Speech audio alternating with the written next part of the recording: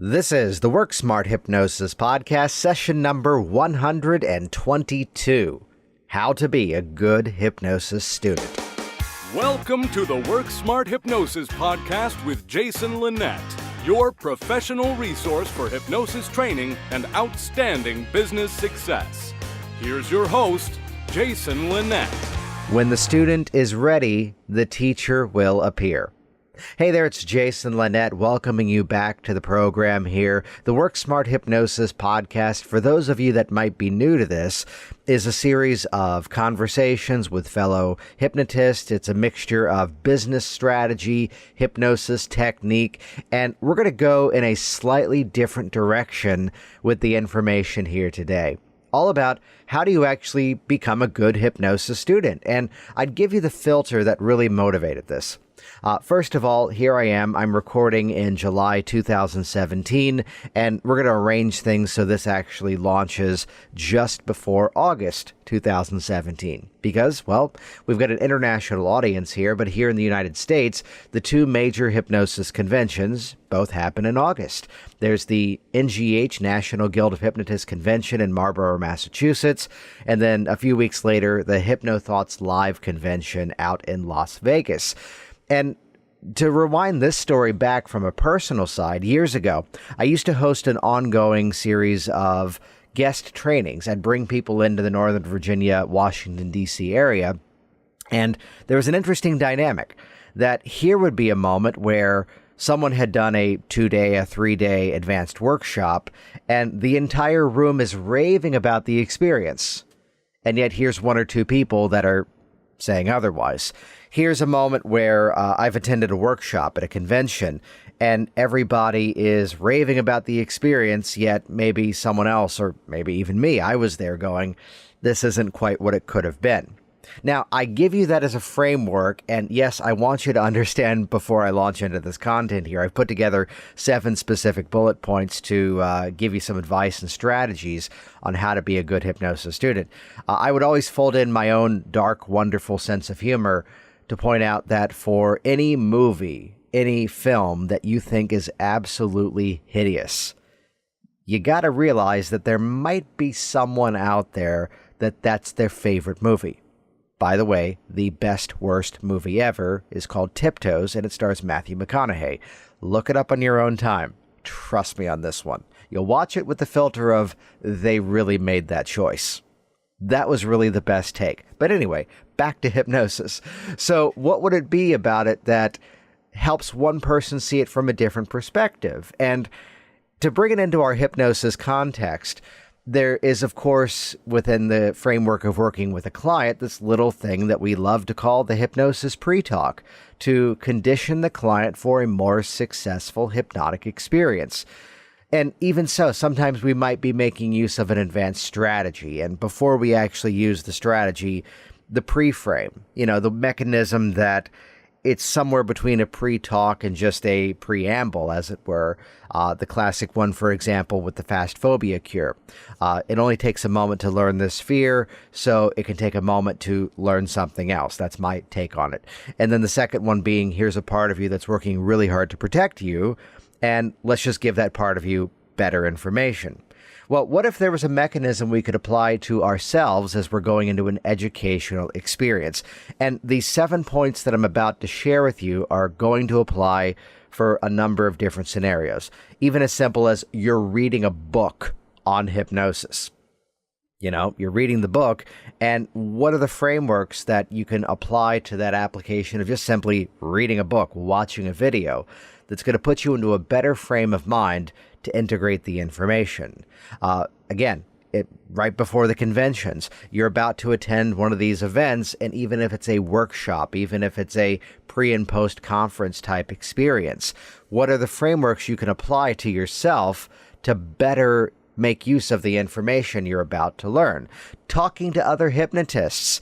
I have to point out, I won't say the name, but I was around a well-known person in the profession who I overheard say, well, I've been doing it this way for 25 years, so there's no point in talking about another mechanism.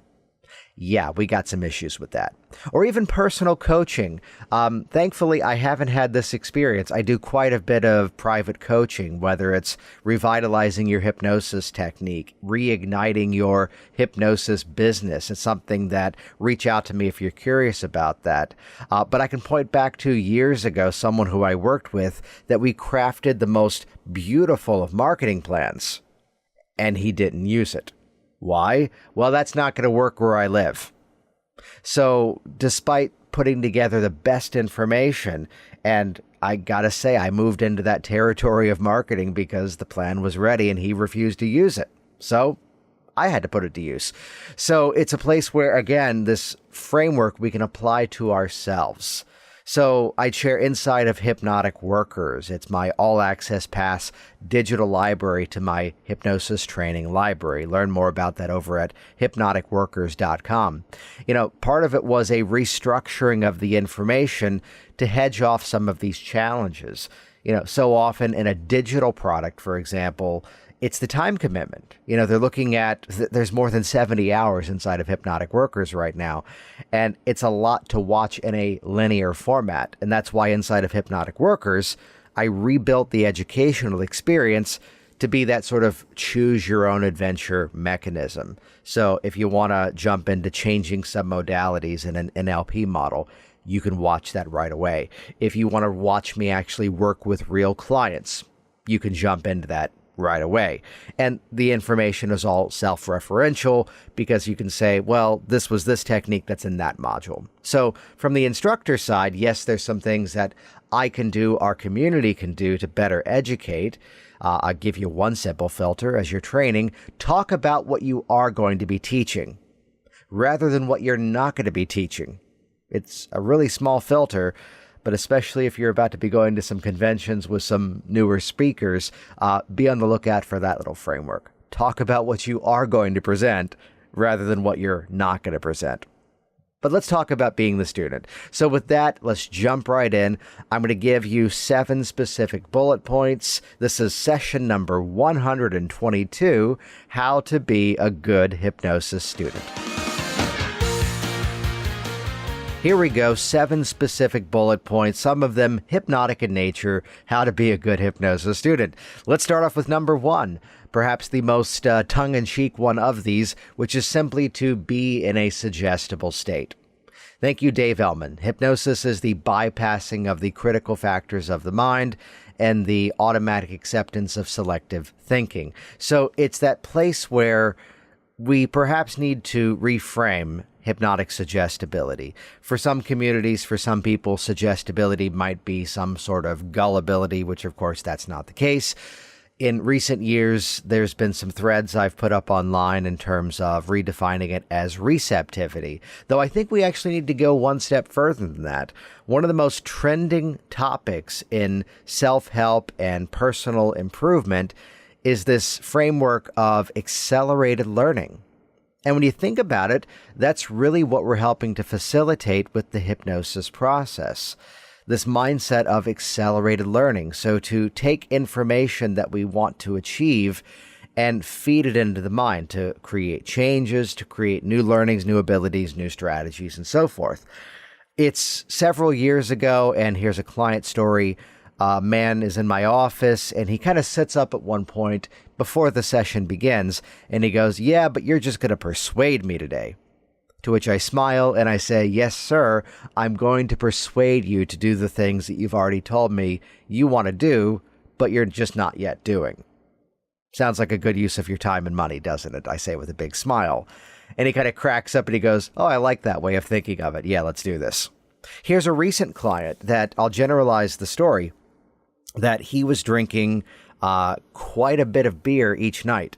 Now, from his story, I love the way of phrasing this because the quantity he was drinking, there may be some concern.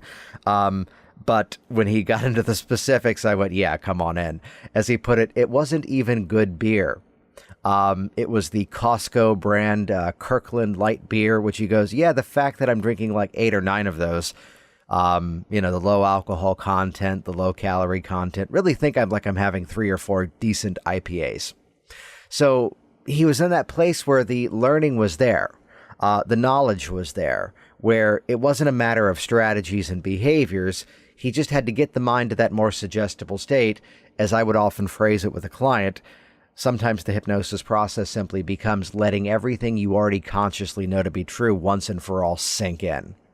So it's where, as you're entering into a hypnosis learning environment, whether it's one-to-one private consulting, as I would do, reading a book, attending a convention, talking to other hypnotists, do whatever work you feel is necessary to let the mind be open. If you were not suggestible, you would not be able to learn.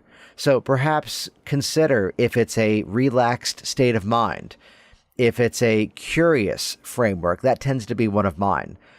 If it's even a place of one of my frameworks that often I bring to my own learning is I can't wait to be proven wrong.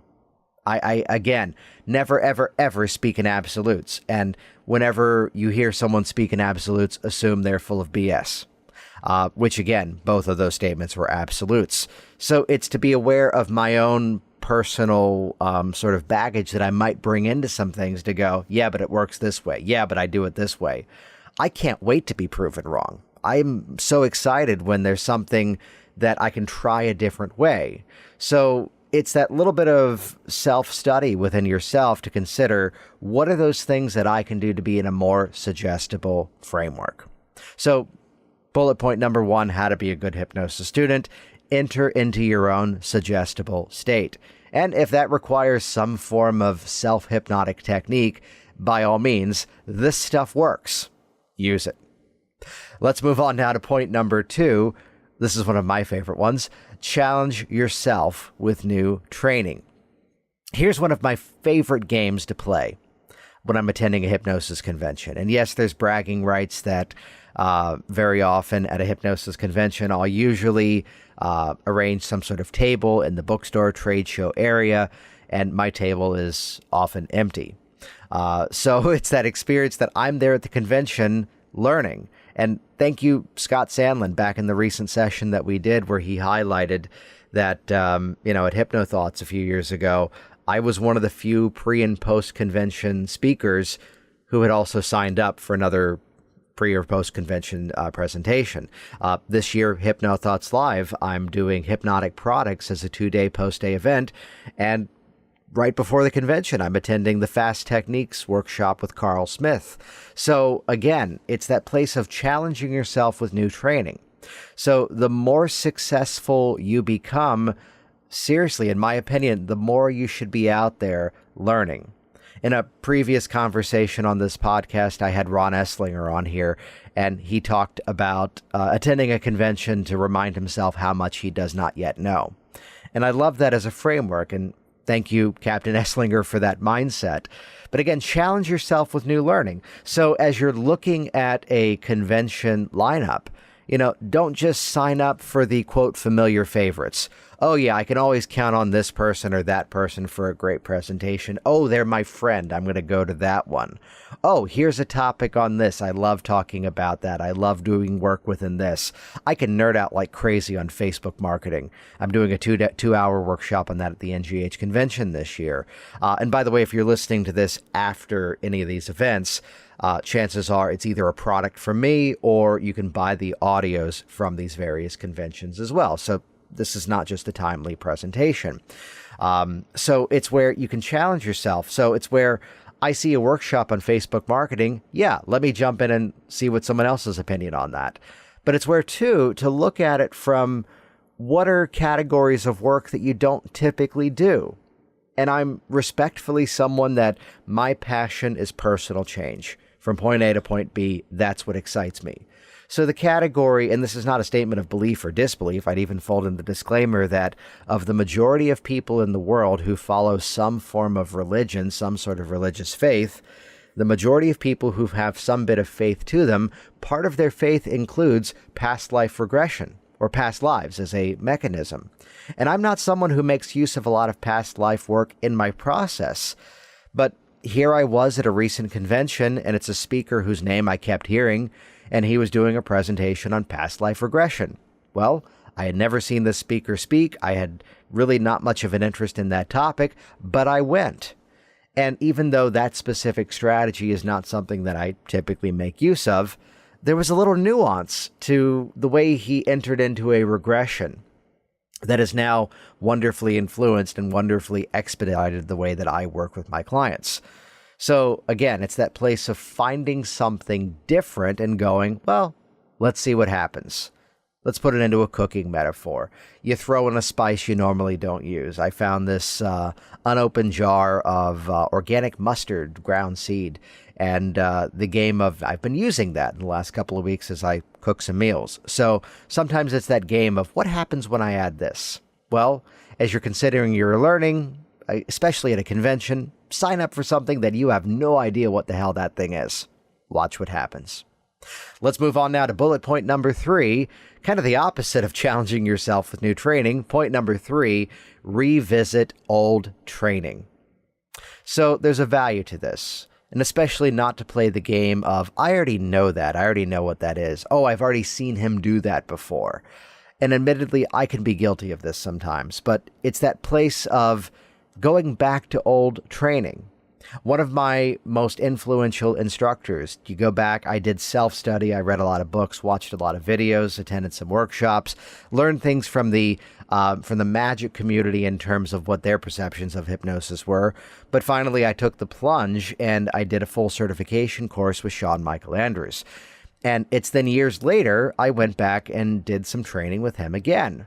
And the real benefit of that was that there were certain things that I thought I had learned. There were certain things I thought I had heard him say, but then as I went back and learned it, there were some moments where respectfully, oh, wait, that's my technique. I came up with that. I thought you told me that. It's one of the fun parts when we did the Master Hypnotist course together, when we trained a class. It's like these moments of going, oh, you told me this. No, I didn't. Oh, well, here's an original Jason Linett strategy. So places where over time, it's that old telephone game. But sometimes there's these moments where I'd give you an example that's going on in the current certification class that I'm training. The current class that I'm doing is a weekend style course. For those who want sort of more of an intensive training, check out my upcoming class, WorkSmartHypnosisLive.com. That's an upcoming intensive style hypnosis training and certification course. But specifically in the weekend format, here's my students, and it's the simple mechanism. They're doing a Dave Elman induction. And that critical moment of, quote, lose the numbers, the amnesia by suggestion moment. My class is not one of building a dependency upon scripts. It's all about learning the process that is inside of the hypnosis experience and then learning how to run that process in such a way that you can customize on the fly with your client in a very professional and very effective way. So as much as it's not the words are magic, memorize these words, they're doing their Dave Elman induction, they're into that amnesia by suggestion moment, and they're adding a bunch of extra crap to it, to say it politely and professionally. They're adding a bunch of extra fluff to it, and it's now derailing. And it's a moment where, in a recent practice session, I say to them, you know, I'm giving you more of a jazz-style way of practice. Okay, do 2 hypnosis deepeners, do this style of change, but modify it based on the intake that you did. However, in this next practice session, bring along your Dave Elman induction script and read the lose the numbers moment. And the reason I'm suggesting that is you're all adding a bunch of extra stuff to it, which I'm telling you pulls away the effectiveness of it. Go back to just the core words. So there's moments of revisiting old training that, again, we can actually sand it back to the essentials. You can take the experience that someone else who has already field tested it for you and make it more effective by getting back into the core elements of what has to be there. And let's move on now to point number 4, how to be a good hypnosis student. Think through your client's perspective. So there's moments where I'll tell you from a personal side point, I had a history where I was interested in magic. And I had actually competed in magic competitions as a teenager. And actually, I don't think I ever came in first, but the Tannins Magic Camp, I came in 4th place, and the, what's it called? Pacific Coast Association of Magicians, I came in 2nd place. doing an original act with cards and coins. And my only personal gripe is the kid who came in first place did a completely verbatim ripped off act of someone else. Yes, it's published with permission to present it, but my act was original. Damn it. No, I'm not still vindictive and bitter about something that happened back when I was 15 years old. So anyway, back to hypnosis. Think through your client's perspective. What I'm getting at here is one of the things that kind of got me out of the magic profession was that there was a lot of magic for magic's sake. There was a lot of, quote, magician foolers that, magicians would come up with these routines that, I'm sorry, were just not interesting to the audience. And I'll give you a personal example of this you can track down. Penn and Teller have an excellent TV show called Fool Us, where magicians come on and seek to fool Penn and Teller. And they've had some phenomenal people on there. And what's really cool about the season of the show, now, there's a British version and now there's a US version of it. And there's sometimes people that you normally wouldn't have heard of before, yet to watch it, some people are going on there and they're just deciding, you know what, I'm going to be on television. I'm going to present something that I actually do for my audiences. And it's a magician who I actually got to meet and hang out with a couple of years ago, Michael Kent. And he did this routine with bottles and glasses where the feedback from Penn and Teller, well, clearly we knew how that works. It didn't fool us. However, you did that better than anyone we've ever seen it. And thank you for that, was the feedback that Michael Kent got. I'll track down the video. I think that actual presentation is on YouTube, and he does it so well. So why am I sharing the story of magicians? Well, here's the magician who put together an act that was only meant to fool a magician.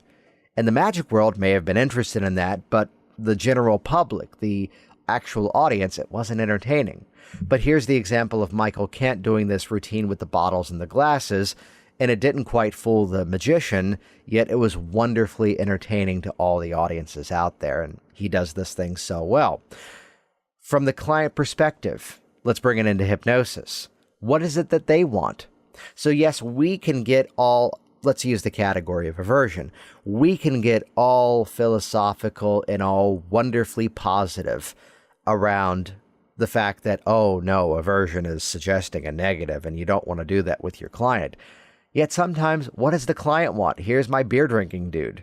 That he goes, well, it's not even that good. And if I could really help myself realize that this beer is flavorless and if I'm really drinking to get a buzz, it's not even doing that to any degree. And maybe that's part of why I'm drinking so many of it. And it's where I went into a bit of hypnotic language. Not quite full aversion. It's going to taste like cat urine. No. Enjoy your beverage as you're listening to this program. Perhaps instead I went into the fact that, well, what is alcohol? It's something that's technically gone bad. It's been fermenting. It's technically been rotting.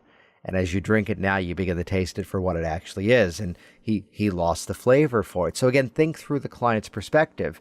So as you're going through your educational experience, even revisiting, even attending workshops, set aside everything play that hypnotic amnesia game for a moment based on your own training, and put the filters of what that speaker, what that author, what that coach is sharing with you from the perspective of, well, what does this audience want?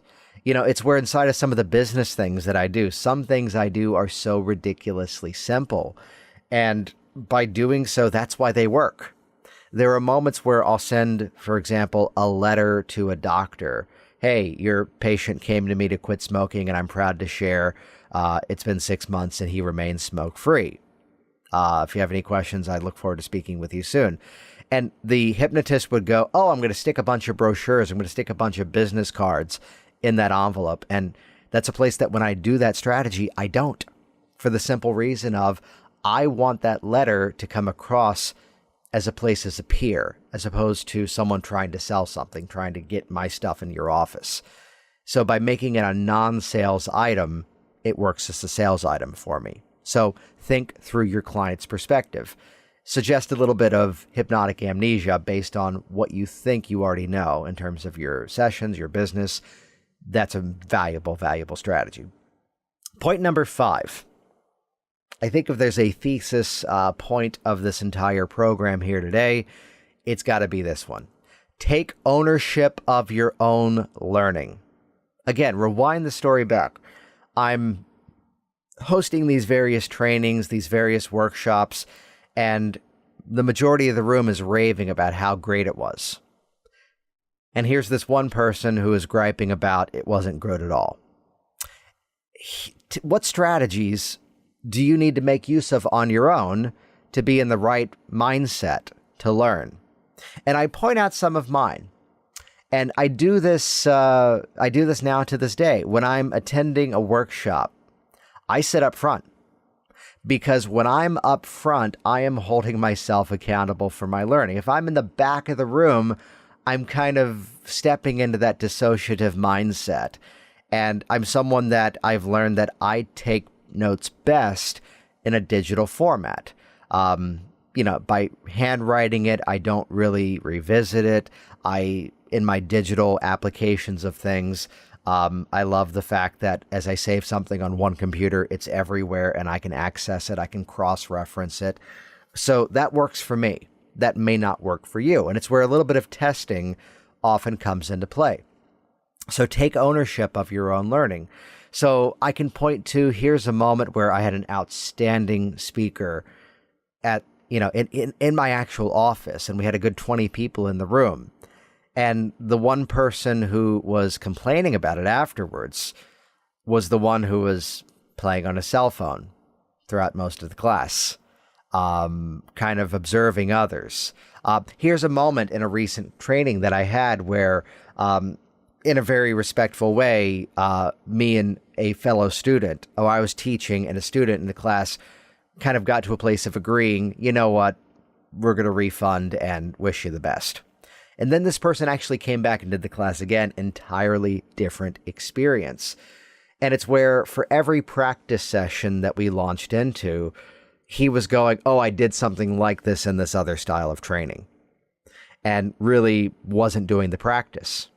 And it's a place where I just had to snap politely at one point and go, why are you here?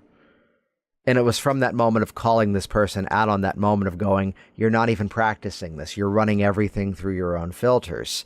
What is it that you need to do to take ownership of your own learning? Otherwise, if you just signed up for the class to get another piece of paper to stick on the wall, based on your profession that you're inside of, you have better pieces of paper than I do.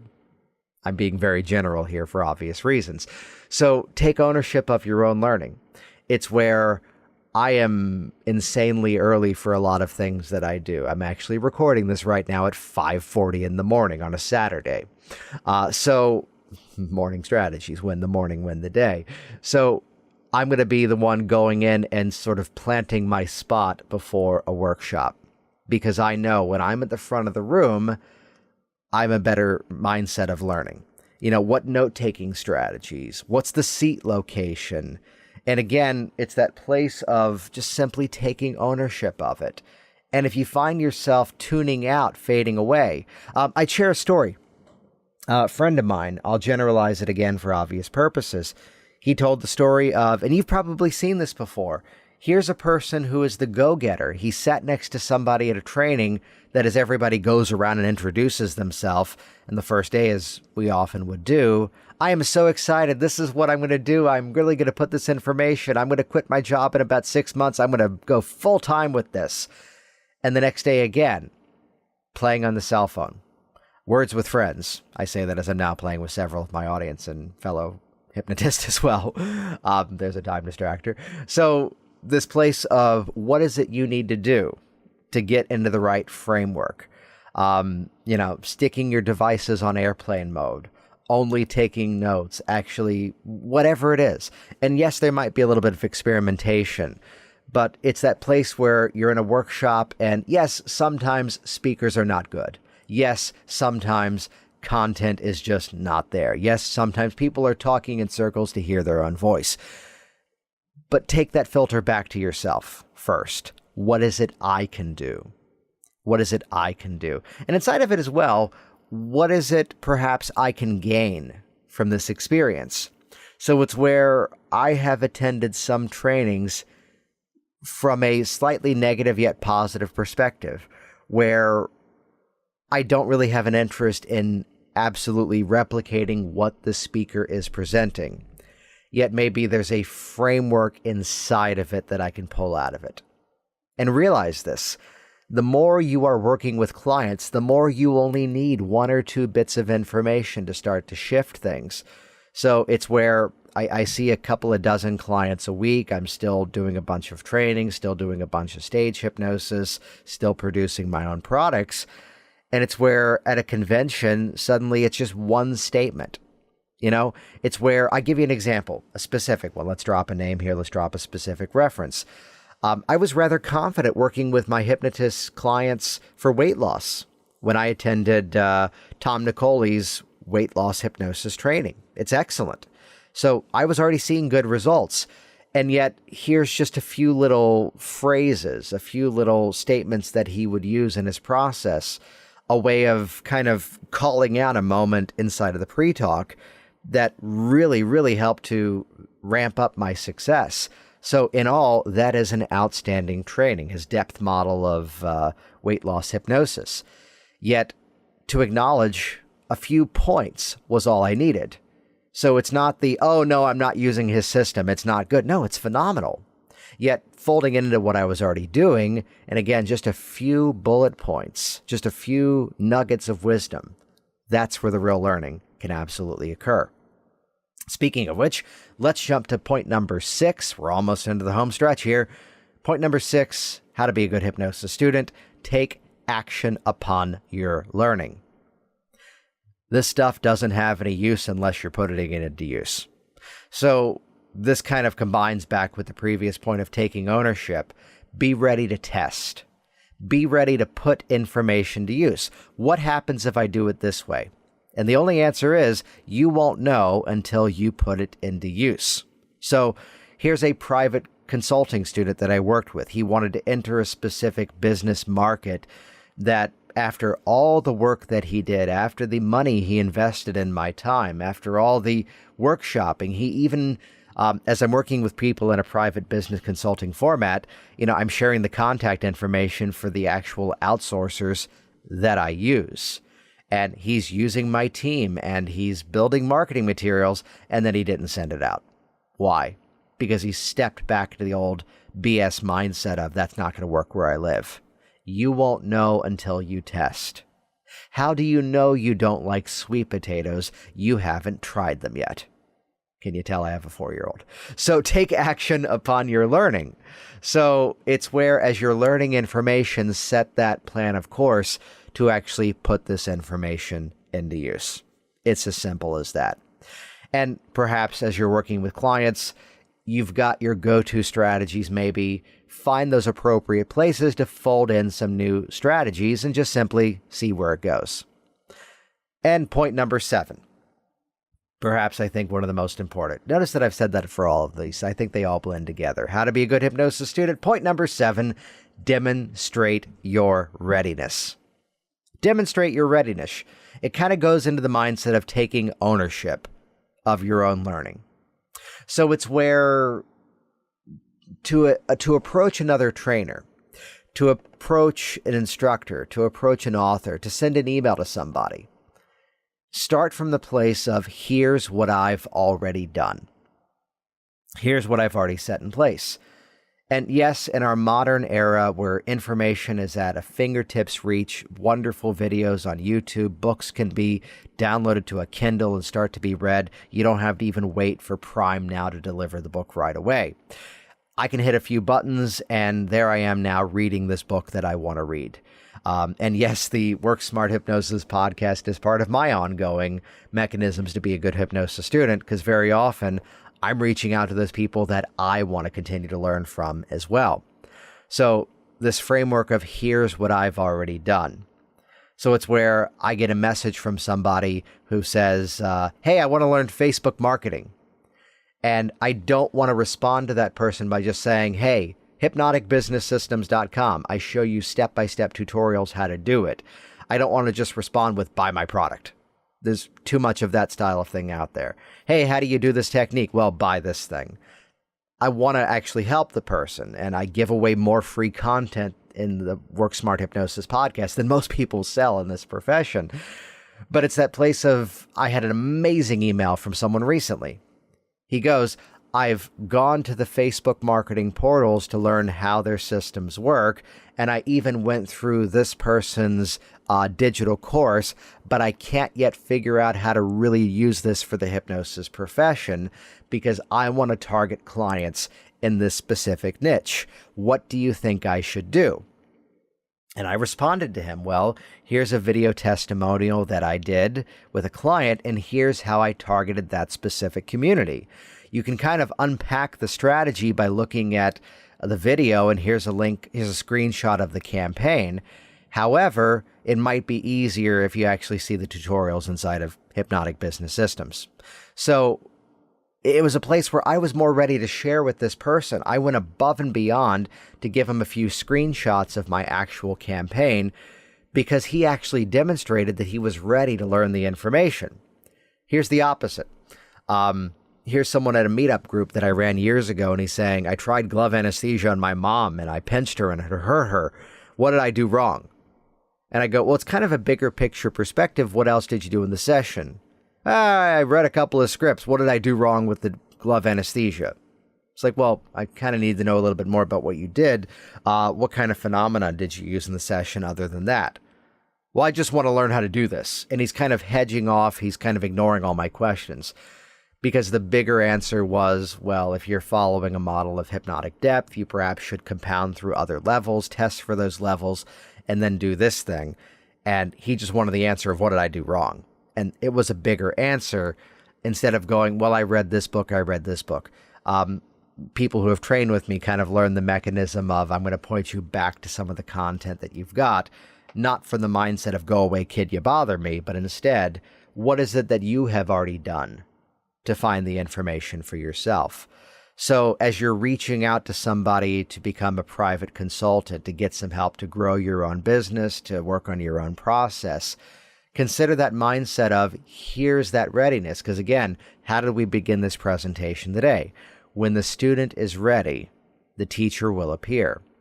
But again, even bringing in this filter as a hypnotic pre-frame to you're reading a book, you're talking to other hypnotists, you're attending conventions. Well, I've tried using this swish pattern and, I listened to the podcast session you did with Jess Marion. I read their book. I went back to some of the things inside of these other classic NLP books. Yet, here's the issue I'm having. You're going to get a much better answer from somebody by demonstrating that readiness because, one, you've established a common ground. Two, you've shown that you actually know what the hell you're talking about. And three, you're, for yourself, clarifying what your specific need is. So by demonstrating your readiness, you're going to be in the framework of mind to put together all these points. So my goal with this presentation here was to really encourage you to heighten your own learning, to really ramp up your own educational abilities. And hopefully, if anything, let's go back to point number 3, revisit old training. You might be able to go back to things you've already done and pull out amazing content, amazing strategies, and start to become even more effective as a hypnotist.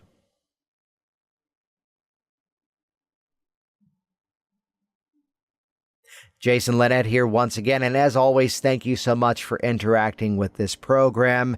And to be a great hypnosis student, I'd encourage you to continue your own training. I'll give you 3 specific opportunities, 2 digital, 1 live.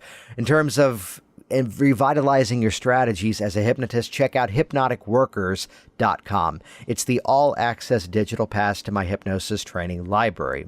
But what if you're already confident in your skills, but your office sounds like there's crickets there because you don't have clients? Well, for that, hypnoticbusinesssystems.com, the all-access digital pass to my hypnosis business training library. It's all about tips and tricks, strategies and techniques, and even done-for-you marketing campaigns. And on top of that, join me live in the room. The one thing that hypnotists really need to boost their confidence is practice. is that actual time to put the techniques into use. And for that, join me at WorkSmartHypnosisLive.com. Check out that training, learn all about that upcoming event, WorkSmartHypnosisLive.com. And if you're attending any of these upcoming conventions, stop by, say hello, let me know you're a listener of this program, and we'll hang out and have good times. See you soon. Thanks for listening to the Work Smart Hypnosis podcast at WorkSmartHypnosis.com. Hey, it's Jason here, and I want you to be the first to find out as we upload new content here online. So do this right now. Click subscribe right next to this video, and you will be the first to find out as I share further resources, further downloads, and other really cool things to come your way. See you soon.